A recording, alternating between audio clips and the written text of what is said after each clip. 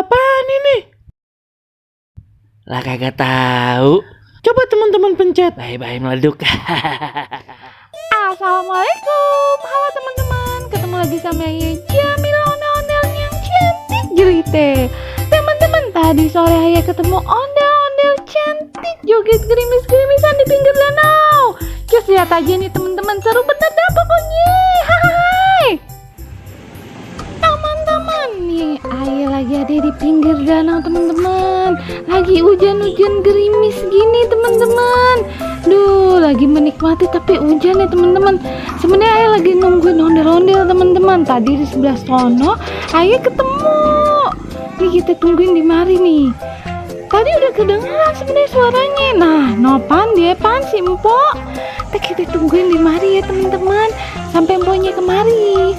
Aduh, rame bener jalannya. Keburu hujan deras ini.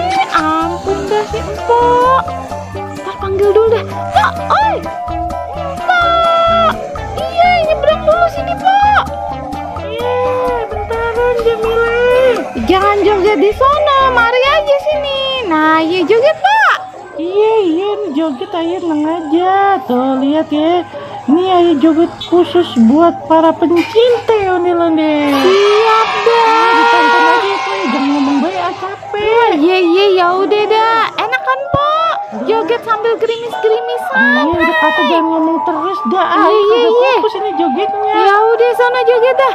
Ya teman-teman, kita tontonin aja nih si empok cantik dari Betawi joget sembari gerimis-gerimisan. Hai.